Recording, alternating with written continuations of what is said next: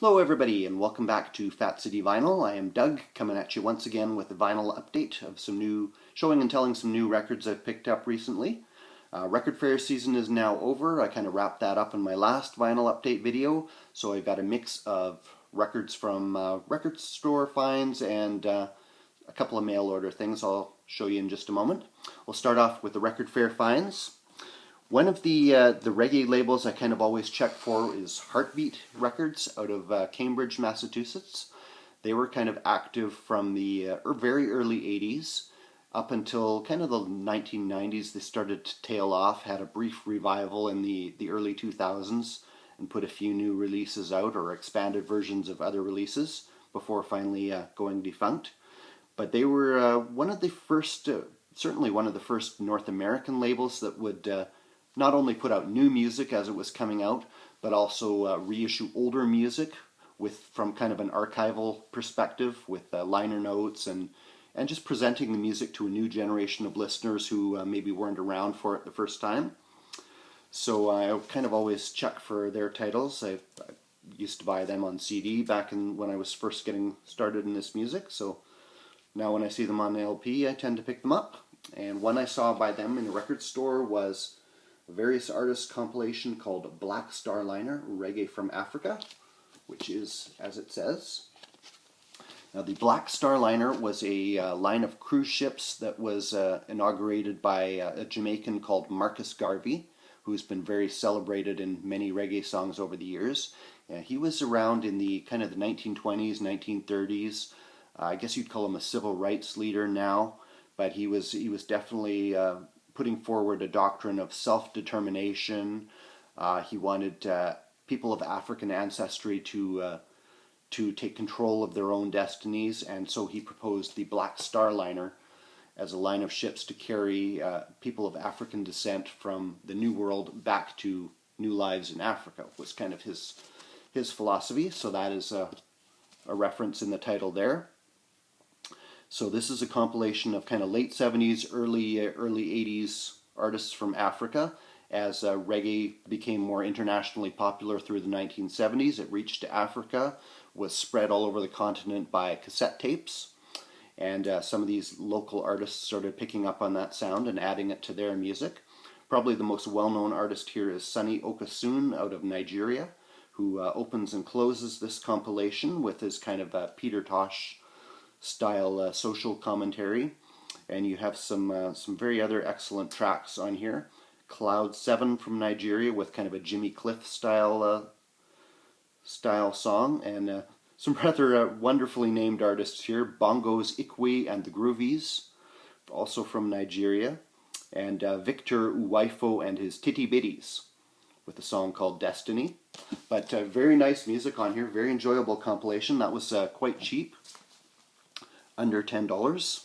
And I also, at the same spot, I also saw this other title on Heartbeat by Chris Wayne called Progress. This is from 1988.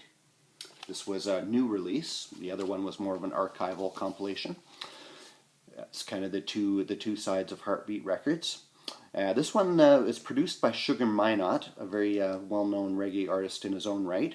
The liner notes kind of say that this is his debut album, but I've actually got another one by him that apparently dates to 2 years earlier.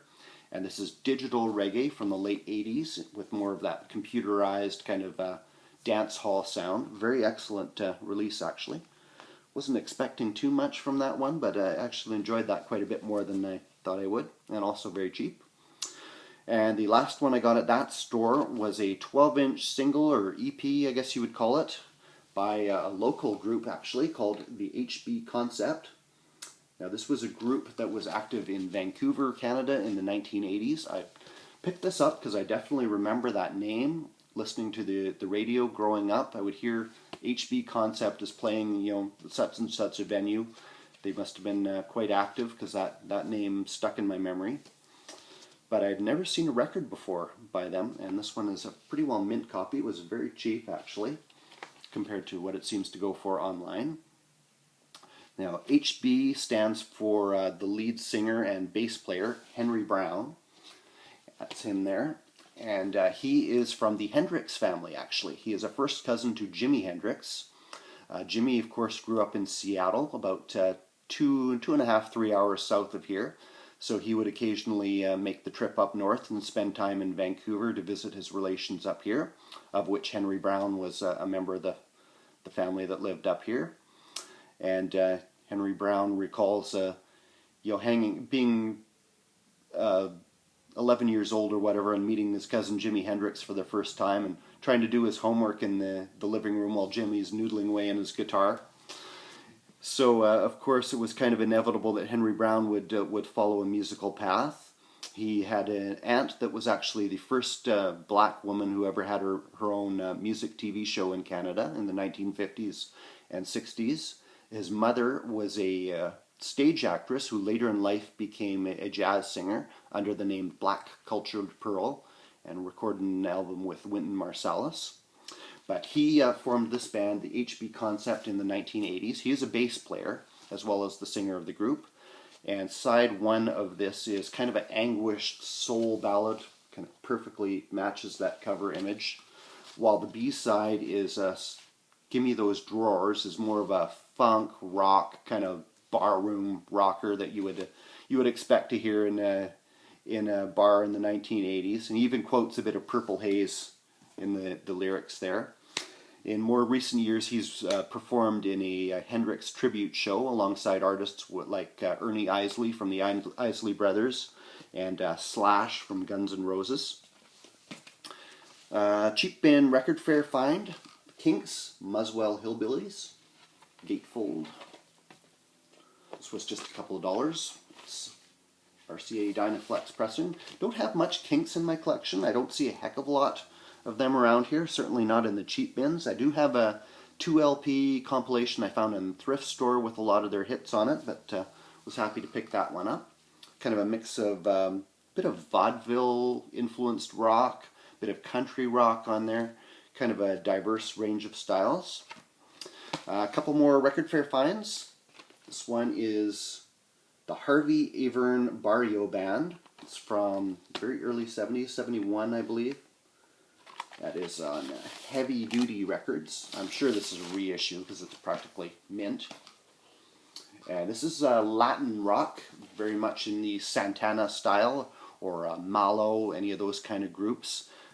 Probably a bit harder rocking, I would say, than Santana, with some of the guitar on here. Like Santana, he does a cover of a Tito Puente song, Cayuco, in that kind of style. Mix of kind of instrumentals and vocals on here. Very cool album. It's quite reasonably priced. Dennis Brown, if you remember my Dennis Brown video, I picked up another one by him. Live at Montreux, however you pronounce that, in Switzerland. I'd heard of this one, never had it before. It's on the US Joe Gibbs label. Unfortunately, pressing not really great on this one. The record looks in great condition. It's got a few little dimples or pits on it, and it skips in quite a few places, unfortunately. It must be the pressing quality, as other than those little pits, it looks really good. So that was unfortunate. 12-inch single I found also in the cheap bins at the same time as that Kinks one. It is on the Gigi's label out of Jamaica. It's by Barbara Jones, kind of a lover's rock singer. And it's a 12-inch single from 1981 where she does kind of a medley of Bob Marley songs and then the instrumental version on the flip side. So nothing really earth-shaking here, but it was barely more than you would pay in a thrift store, so I decided to go for it. And it's actually, another little attraction was it's actually got a stamp from the previous owner, Mel Warner, which years and years ago I picked up a whole stack of 12-inch singles, many of which had his name on it, that he must have traded into a record store years before.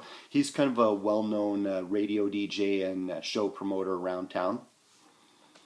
And last up, a few mail order finds.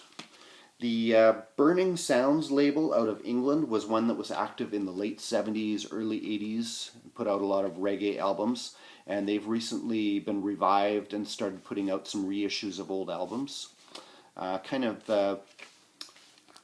First one I got from them was Crab Race by the Morwells. This is more or less their debut album, which was also reissued by another label recently, but the UK version of it had a few different tracks and altered track listing. So I picked that one up. These Burning Sounds reissues are quite affordably priced. They're kind of no frills, but well done, well pressed. I also got two more that they put out recently by 90 the Observer, two of his early dub albums. He is a producer. The real name is Winston Holness. He did a lot of crucial early work with Dennis Brown, right as Dennis Brown was ascending to superstar status. And two dub albums they've reissued, Observation of Life Dub, and the other one is called Rock-a-Dub. Interesting cover art there, pretty cool. And they're 90 the Observer dubs from the late 70s, so you pretty well know it's going to be good. The Observation of Life dub is actually the remixed dub versions of a Heptones album called Better Days. One more here, Scion Sachet Success. Scion Sachet is a kind of a New York dancehall reggae singer. This is his debut album, I believe, from the early 80s. Originally appeared on the Jaw Life label out of New York. And it is a recent reissue by the DKR label out of Brooklyn. They've put out a lot of stuff recently. Very nice, nice releases. Reissued some unreleased stuff and just crazy rare stuff. And last up, one from the Soul Jazz label. In one of my early vinyl videos, I showed the debut album by a group called Count Ossie and the Mystic Revelation of Rastafari. Their debut was called Grew Nation. It was a triple LP, which was kind of an attempt to capture on record these kind of Rastafarian gatherings called a Grew Nation, where they would have drumming and kind of chanting and reasoning that would go on for days sometimes. It would be very open-ended. And so I showed the original of that debut LP. Now Soul Jazz Records out of the UK has reissued their second LP from a couple of years later, 1975 I believe. It is called Tales of Mozambique. Double LP in the Soul Jazz style. Very informative liner notes, which quotes heavily from Count Ossie's son, who is now carrying on the tradition of the group. Count Ossie was killed in 1976 in a car accident, which made this and the earlier Grew Nation kind of the only two fully realized albums the group released in its early days. Fully realized releases.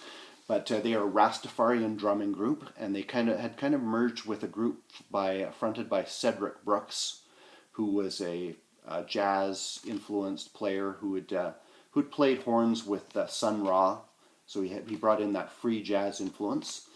But unlike the Grew Nation LP, which was very open-ended and trying to recapture that kind of feeling, this one is a tighter and more focused, more song-oriented, I want to say, effort than that. Very strong material on here.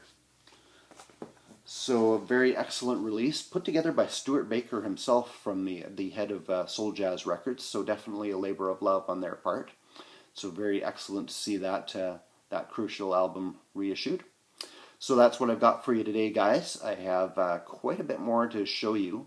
I just actually got in a batch of original or vintage reggae pieces. I'm not sure if I'll show that all at once or try and break it up over a few different videos. We'll see how that goes. But I should have something new for you very soon. So take care, guys. Thanks for watching, and cheers.